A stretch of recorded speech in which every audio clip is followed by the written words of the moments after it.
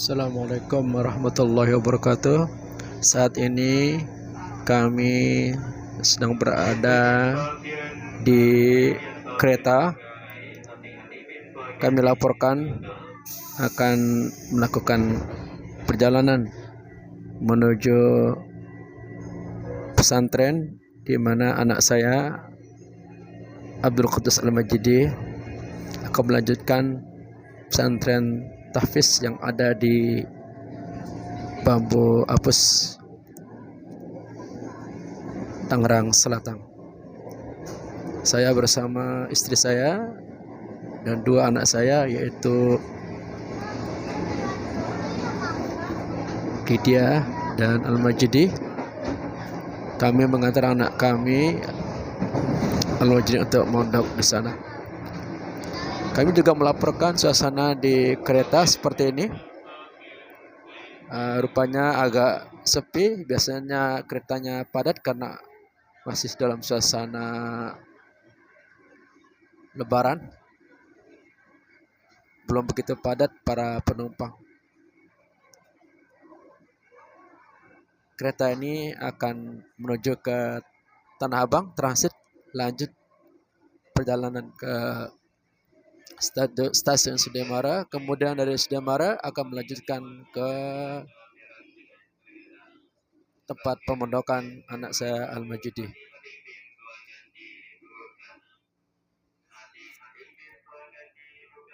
Alhamdulillah, kali ini kami sudah sampai di stasiun Tanah Abang sebagai transit menuju stasiun Sudimara. Inilah para penumpang yang sudah naik di dalam kereta. Untuk anak saya Al-Majidi rupanya kelelahan, tertidur di sebelah kanan. Ini penumpangnya cukup padat, masih berdatangan. Dan istri dan anak saya juga ada di bagian sebelah kanan, persis di depan saya, ya, seperti ini ya. Ini lalu lalang para penumpang yang mencari tempat duduk yang masih kosong. Rupanya padat sekali penumpang, berbeda dengan penumpang dari Bekasi tadi, agak kosong, ya. Agak sepi. Tapi untuk kereta jalur Tanah Abang menuju Sudimara dan lain-lain, ini sangat banyak, cukup padat para penumpang. Mereka mencari tempat duduknya masing-masing yang masih kosong. Alhamdulillah, kereta komuter lain sudah berangkat menuju stasiun Sudimara. Inilah suasana penumpang. Mereka sibuk dengan urusannya masing-masing. Ada yang tidur, ada yang membuka HP, ada yang berbincang-bincang seperti ini. Ini kita melihat penumpang begitu padat sampai ada yang berdiri seperti ini, ya. Ya, alhamdulillah kereta ini sangat bersih, dingin, menggunakan AC, dan para petugas juga cukup ramah dan peduli untuk memberitahukan jika ada para penumpang yang kesulitan, tidak mengetahui jalur mana menuju ke mana. Para petugas segera menunjukkan untuk dapat menaiki kereta yang dituju. Alhamdulillah sudah sampai di stasiun Sudimara. Kami akan siap-siap turun. Pintu kereta sudah terbuka dan kami sudah keluar dari kereta.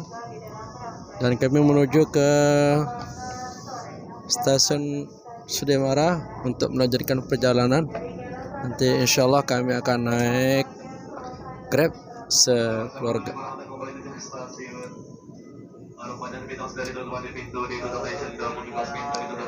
Inilah istri dan anak saya yang ikut juga baru turun dari stasiun kereta. Ya.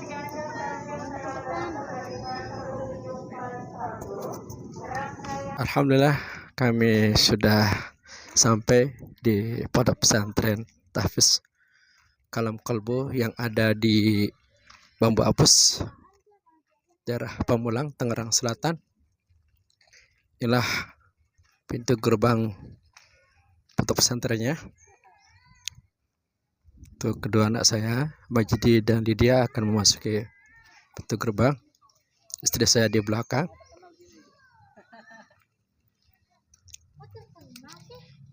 Ya, ini salah seorang temannya yang baru bertemu dengan Majidi. Ya, akan masuk ke tempat mondok di pondok pesantren Kalam Kalbu.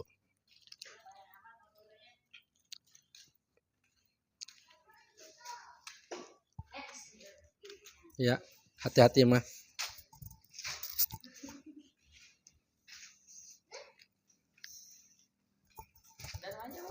Ya. Ini salah seorang temannya. Ya. Inilah tempat mondoknya anak saya.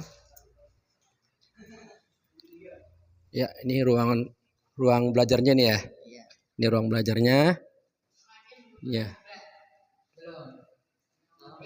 Ya. Saat ini sedang beristirahat keluarga kecil saya seperti ini ya. Ini ruang tempat belajar atau murajaah atau menambah hafalannya.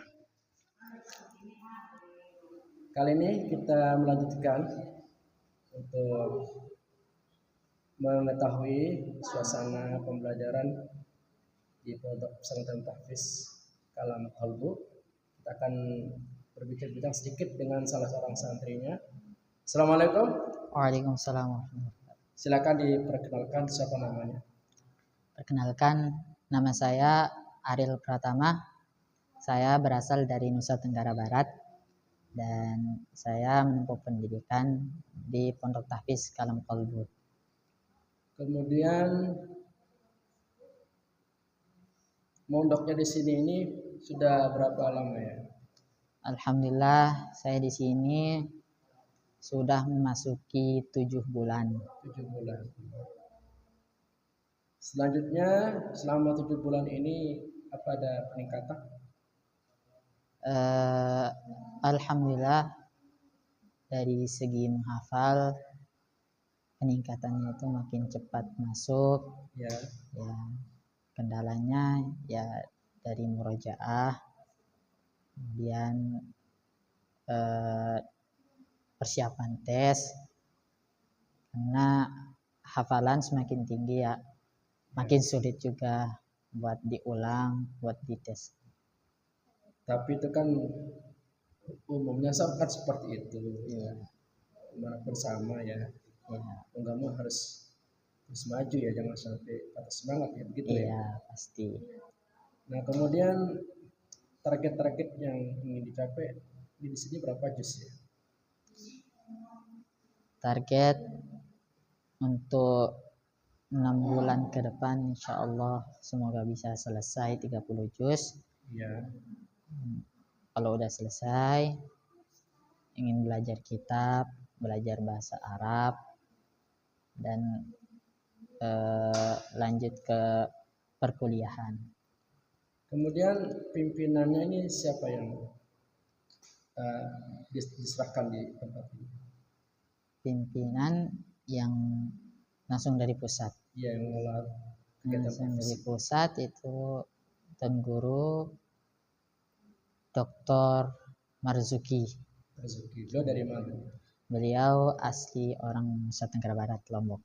Jadi ini termasuk salah satu cabangnya. Iya, termasuk salah satu cabang. Setahunya ada berapa cabang yang ada di sekitar sini? Untuk semuanya itu ada 7 atau nggak sampai 8 cabang. 8 cabang ya. Iya, Dan masing-masing cabang itu ciri khas dan pengajarannya sama ya. iya sama. Kemudian kabarnya ini kan sembari kuliah itu gimana itu penjelasannya? Kuliah sambil tahfiz atau tahfiz sambil kuliah ini gimana? Jadi dari semenjak kita daftar untuk kuliah itu sudah dihitung kita masuk kuliah. Jadi kita menghafal di pondok itu terhitung kita kuliah juga. Jadi kita dikasih jatah target 2 tahun sudah selesai dan 2 tahunnya lagi buat kuliah. Kuliah. Ya, nanti masuknya itu di semester 5. Dan itu menurut Anda sangat menguntungkan ya. Artinya ngapal sekaligus kuliah ya. Iya, sangat menguntungkan. Ya. Kan Anda dari Lombok sebelumnya kan sudah mengikuti kegiatan tahfiz. Iya. Mungkin bisa diceritakan letak perbedaan atau mungkin kelebihan yang ada di para pesantren tahfiz Kalam Kalbu ini. Kelebihannya itu kita di sini lebih fokus karena tidak ada kegiatan lain selain menghafal. Ya. Kalau di pondok sebelumnya yang namanya pondok itu tidak mungkin kita menghafal aja. Ya. Pasti ada kegiatan-kegiatan sampingannya kayak bersih-bersih lah, kayak pengajian lah. Alhamdulillah di sini itu kita lebih fokus karena tidak ada kegiatan lain selain menghafal Al-Quran. Kabarnya untuk santri nggak boleh banyak-banyak ya setiap cabang itu. Iya. Di sini berapa santri yang sudah belajar di sini saat ini? Saat ini ada 6 santri. 6 santri ya. Itu cukup ideal ya. Iya. Nah kan 6 santri berarti benar-benar efektif ya kalau benar-benar santrinya memanfaatkan waktu ya. Iya, tergantung diri sendiri. Dari santri ya. Kemudian selanjutnya mungkin ada kendala-kendala yang pada umumnya dirasakan di tempat ini. Biasanya apa kendalanya dalam menghafal? Kalau kendala biasanya ya kalau santri itu yang ngantuk. Ngantuk. Iya. Karena malamnya itu biasanya kita ngulang hafalan. Murojaah. Ya, murojaah biasanya sampai larut malam. Akhirnya pas program paginya kita ngantuk. Iya. Gitu. Kemudian di staf cabang kan ada yang diutus untuk membimbing oleh Tuan Guru Marzuki. Iya. Kalau di sini siapa pembimbingnya? Di sini ada Ustadz Ihsan. Ihsan. Beliau dari Tenggara Barat juga. Nah, bagaimana sosok Ustadz Ihsan dalam melihat dari segi pengajaran dan bimbingan? Beliau orangnya disiplin, penyabar, terus sering berbaur bersama santri. Jadi enggak saklek ya orangnya? Enggak. Jadi maksudnya fleksibel lah orangnya, iya. Enak ya. Iya. Kemudian setiap juz itu kan kabarnya ada ujian ya. Iya. Itu bagaimana bentuk ujiannya? Apakah kalau nggak lulus ulang lagi atau bagaimana? Ya, di sini harus lulus, harus lancar dalam ujiannya. Kalau belum lancar ya diulang lagi. Ya, karena kata Ustadz tidak ada ruginya kita mengulang asalkan hafalan itu kuat. Ya. Kemudian untuk target setiap juz kan ada ujian, itu biasanya ditargetkan berapa hari atau berapa minggu atau terserah sesuai kemampuan para santri? Sesuai kemampuan. Jadi enggak ditarget enggak sekian hari harus apa itu enggak ya? Enggak. Itu cukup rileks ya. Iya. Jadi kan ada rileks dan senang ya, Iya, nggak dipaksa, nggak diforsir. iya. Mungkin memberikan motivasi kepada teman-teman supaya mereka jangan patah semangat terus menghafal, karena bagaimanapun kan Quran ini kan segala-galanya, supaya masa depannya bahagia bersama Al-Quran. Silakan berikan motivasi. Intinya buat teman-teman tetap semangat, tetap istiqomah dalam menghafalkan Al-Quran, karena menghafalkan Al-Quran ini tidak memiliki kekurangan, tidak memiliki kerugian bagi diri sendiri. Ya. Bahkan menghafal Quran ini bisa menjadi syafaat kita kelak di hari kiamat, syafaat bagi keluarga-keluarga kita Ya. yang sudah divonis untuk masuk neraka, nanti kita bisa untuk memanggil mereka untuk masuk ke dalam syurga. Terakhir mungkin silakan doakan pengurus kita, Dr. Kiai Haji Marzuki dan Ustadz Ihsan di sini, supaya beliau berpanjang umur, supaya banyak rezeki dan terus istiqamah membimbing kita, dan juga doa kesuksesan untuk orang tua para santri supaya mereka terus dapat membiayai dan mensupport anak-anaknya yang belajar di sini. Kita doakan kepada Tuan Guru Dr. Marzuki, semoga beliau senantiasa diberikan kesehatan, umur yang panjang, rezeki yang halal dan barokah, dan semoga beliau senantiasa bersama kita, membimbing kita dalam menghafalkan Al-Quran, dalam berjihad di jalan Allah. Dan untuk Ustadz Ihsan, semoga beliau, semua jasa-jasa beliau di sini dibalas oleh Allah Subhanahu wa taala, karena beliau yang telah membimbing kita di sini, tempat store hafalan. Semoga beliau diberikan umur yang panjang juga, sehat walafiat, dan bagi keluarga-keluarganya juga. Dan semoga untuk semua wali santri, semoga dipanjangkan umurnya, diberikan kesehatan, diberikan rezeki yang halal dan barokah, dan selalu dapat mensupport kami di sini untuk menghafalkan Al-Quran. Ya, terima kasih atas informasi penting terkait kegiatan program tahfiz kita di pondok pesantren ini.